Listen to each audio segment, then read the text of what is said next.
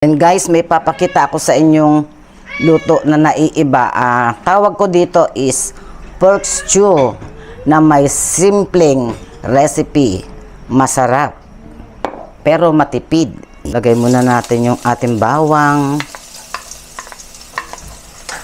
Yan. Idiretso na natin ang sibuyas.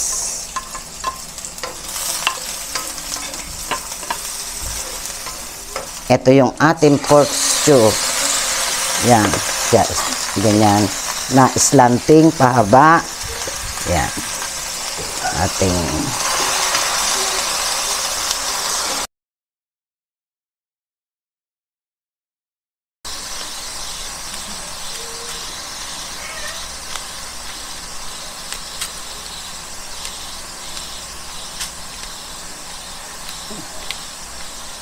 ang hirap naman ito.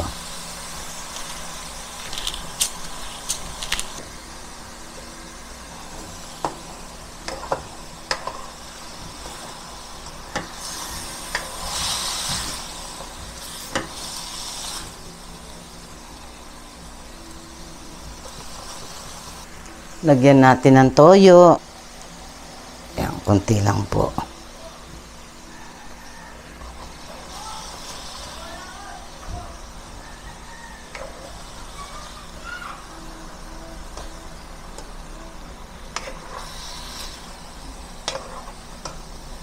Dagdagan natin ng asin para manuot yung kanyang alat sa kalamnan ng ating pork. Yan, kaya ko ginagawa yan.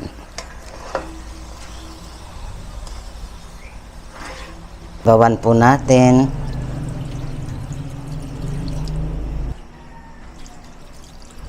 Yan. Palambutin po natin yan muna bago natin ilalagay yung atin. Ayan. Ito lang po ang ano yan. Lahok. Yan. Ito lang po. Bell pepper lang po. Pampabango, pampasarap. Yan. Guys, lalagay na natin ang ating mga bell pepper. Yan. Mabango na at tumatagos pa ang kanyang aroma sa ating meat. Masarap ang lasa. Yan.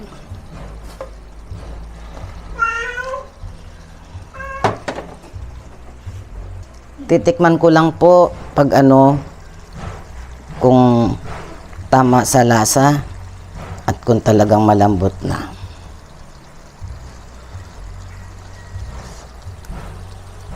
Init, teka muna.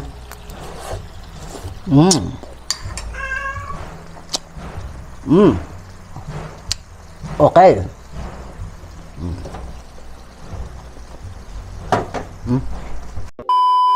Ayan guys, ito na po yung niluto natin. Ano siya? Pork stew.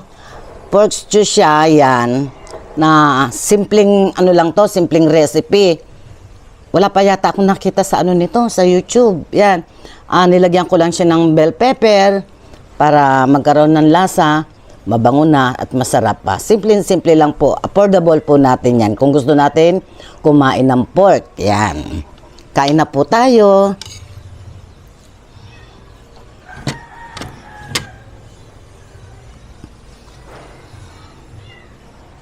Ay, kabayo. Napasama yung kasi may sauce ng konti. Konti lang po yung sauce. Shout out po kay Edna Peña Flor. Doon sa pinadala niyang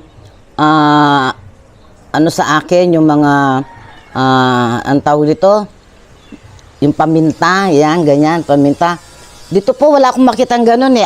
Ang nabibili kong paminta dito, yung nakalagay sa anong tawag nito, yung nasa bottle na ganyan na yung kanya, yung pinadala niya, buo siyang paminta, tapos pag ikot-ikot mo siyang ganyan, nag-grind siya, parang grinder siya na bottle, yung lalagyan niyang bottle, grinder na din pala, iyan. Wala po ako nakita dito niyan eh, ewan ko lang po sa sa ibang supermarket. Kasi dito sa supermarket namin, wala akong nakikita. Kain po. Sarap.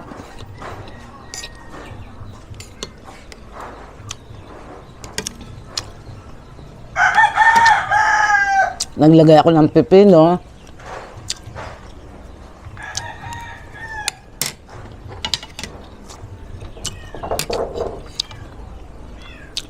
Ang pork, pag puro laman siya eh. Mabigat sa, sa tiyan, pagkakainin.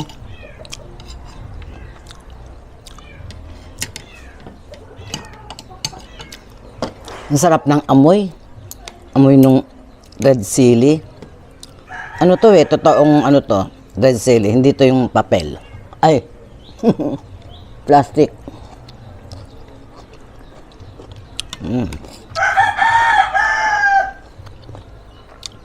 Sarap, crunchy.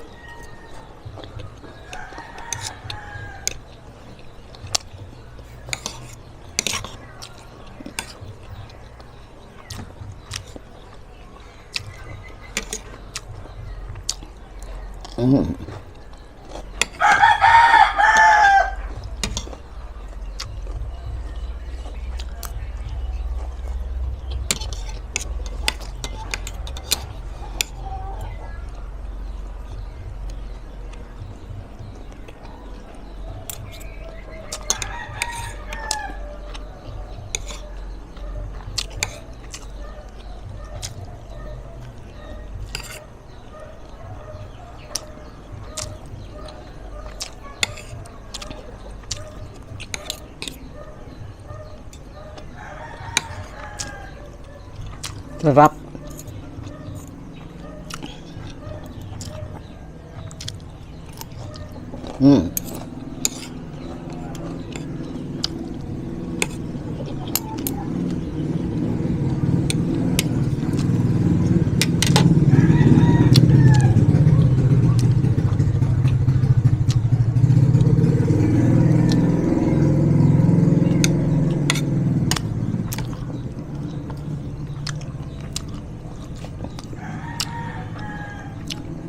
Ang bait talaga nung shout out ulit.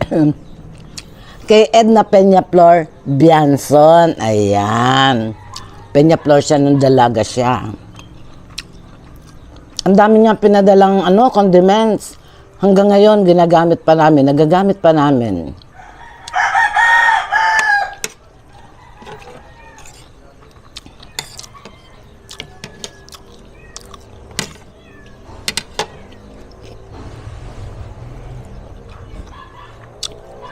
Yung bay leaf, siya, mas malasa. Tama ang sinabi ni nung husband niya, si Ulysses, mentras hindi siya dry na dry, mas daw siya, mas mabango, yun. Sarap kaya. 3 piraso lang minsan nilalagay ko, lasan-lasa na sa putahe.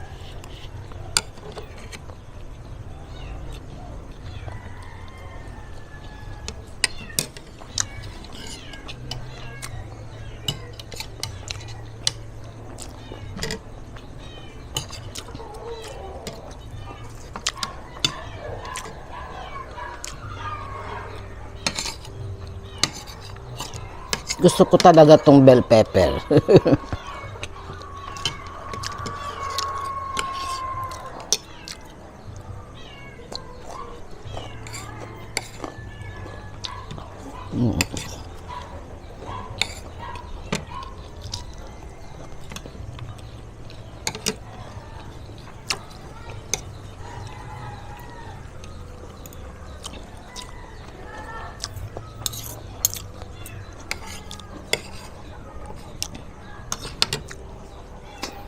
Nakita ko itong luto na to nung nasa Antipolo pa ako. Kami nakatira. Si Chris, kinder pa lang. Meron kaming kapitbahay na masarap magluto. Nakita ko to, niluluto niya. Sabi ko, ganyan lang yung rekado niyan.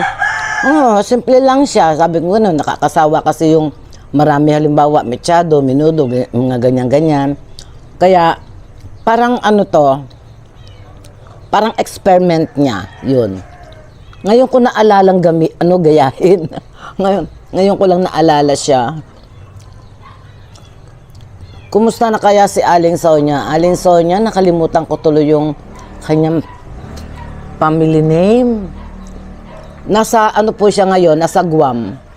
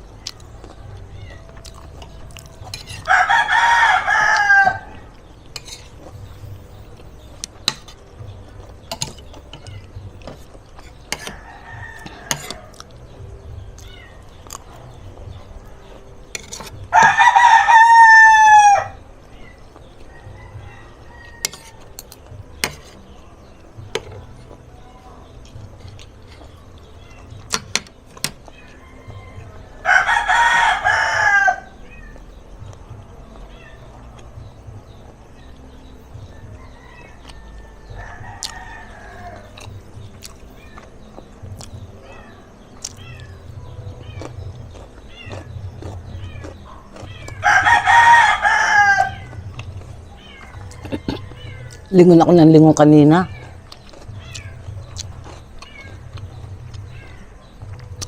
Tamay na may naririnig ko, may pusa, may nakapasok na kuting.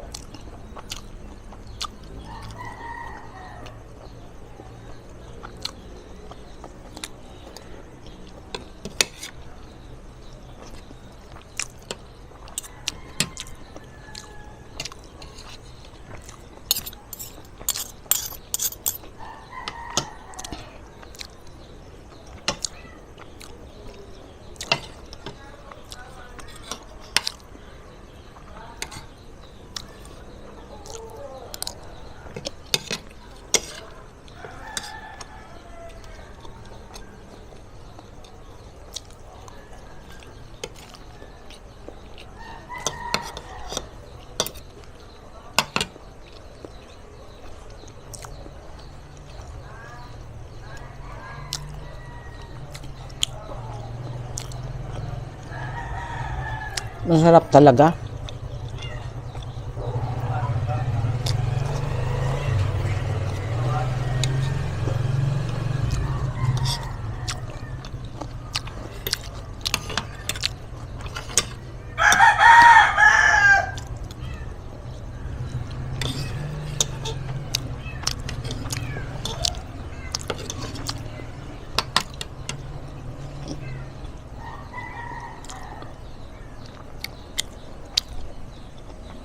Bigla ko tuloy naalala si Alin Sonia. Bakit kaya?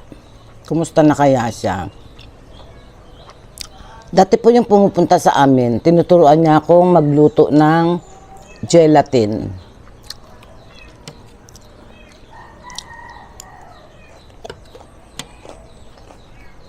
Turuan niya akong magluto ng gelatin, maha, yan. Bigla ko lang siya naalala.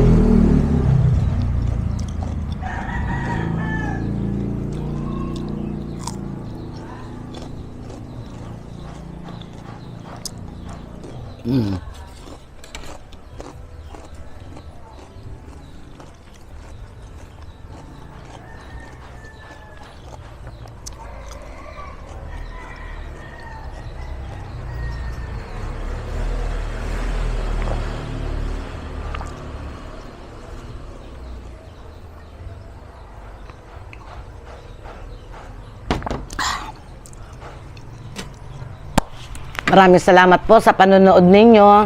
Matyagaan yung panonood. God bless us all po. Bye-bye po. I love you all po.